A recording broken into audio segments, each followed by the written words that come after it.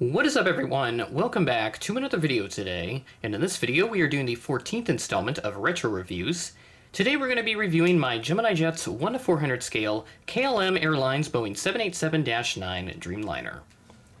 This is not necessarily a retro aircraft by any stretch of the imagination, but it is retro in terms of how long I've had this plane for and the minimal appearances that it has had on my YouTube channel.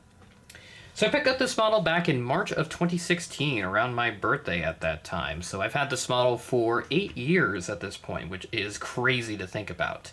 This model was originally made back in November of 2015, so I got it just a few months after it was released by Gemini Jets. And I'm really happy to have it because Minneapolis does get these KLM 787s from time to time. Other times I've seen them get the 777s, the A330s, and I think right now they do get the A330 200s and 300s. So they kind of flip-flop between those planes as of right now. Coincidentally, I was in Minneapolis when I did get that plane as a little birthday trip that I had at the time, so that was really fun. I don't think I have any more of that footage. I do not, so unfortunately I can't do a throwback spotting video as I would like to. But nonetheless, we do have the normal Gemini Jets box here for the KLM 787-9. And a nice white outline on the Gemini there so you can see it stand out a little better amongst the navy blue color that they use here on the flap image of the plane, and then your KLM 787-9 stuff. Flip it open, you can see the plastic cradle in there, and then also the aircraft pamphlet. Again, feel free to pause to read this as you see fit.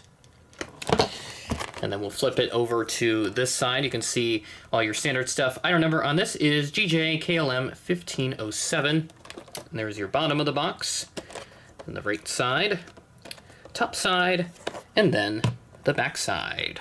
So all your standard Gemini Jets details on these boxes. Nothing unusual to report on.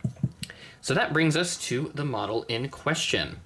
As I said, I got it back in March of 2016 and released in November of 2015, and this was released just about a month after this aircraft made its first flight. I'll talk more about its aircraft's very brief history in just a minute, but let's go ahead and do a review on this lovely KLM 787-9, if I can get it centered. There we go.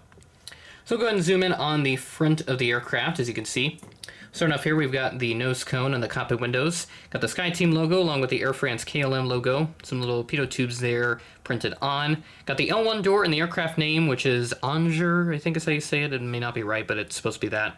We have KLM Royal Dutch Airlines titles up there, along with the blue line that kind of dips down. I heard that KLM is going to be revising this, and they will dip it down pretty much all the way to the bottom of the nose so that when they have to replace the radomes on these aircraft, it'll be much easier to replace because it'll just be all blue, and it's not going to have, you know, this top section is that sky blue, and then you have the darker blue here with that transition line, and then the white on the bottom. It just looks much better in my opinion. So looking forward to seeing all the KLM aircraft equipped with the revised new livery.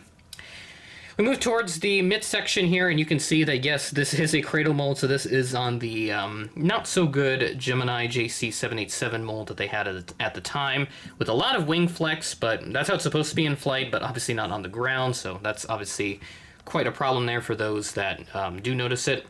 Got a little KLM sticker here, a little KLM decal on the engine, looking really good. Engines are quite low to the ground. I think this aircraft does sit quite low, and the newer ones that I have, they sit a little bit better.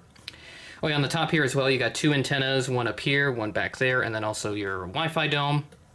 Move to the back, this is the first 787 for KLM, so as such, the registration on this is Papa Hotel-Bravo Hotel Alpha.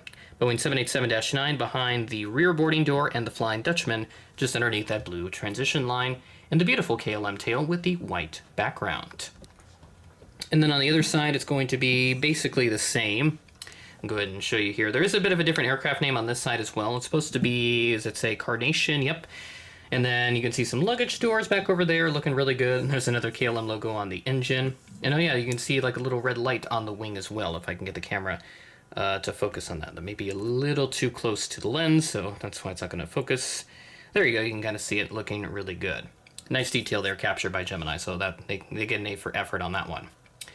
And then you can see back here with the registration, you also see the European Union flag and the Netherlands flag on there as well. Very nice looking aircraft. And then we flip it underneath, you can see the Gemini Jets logo along with the stand hole. And then also the aircraft registration printed on the underneath of the port wing. Very nice detail. And it should be, it's not on the top of the wings. That's kind of the standard that they have. If you have it printed underneath, you got to print it on top as well, but not in the 787s, so I wonder why. You can also see like the no step decals on there printed on the wings, looking really good. And then while we're up here, you can see the top of the aircraft, which has a printed detail, and the two antennas in that Wi-Fi dome printed up there, of course. So let's take a look at the aircraft's very brief history. This will be very easy for me to explain since this aircraft has only been with one operator, and that is KLM. First flew on October 14th of 2015, and then Gemini released it in November. It was delivered to KLM in December, so I'm guessing the announcement, it was made in November of 2015, but then the aircraft was officially sent out to retailers and customers in December to sort of correspond with when KLM got the 7879 delivered and eventually introduced into service. And of course, the aircraft name is Carnation or Anger, I don't know how to say that. And that'll do it for this episode of Retro Reviews. With that being said, that is the end of the video. Thanks for watching, and I will catch you in the next video.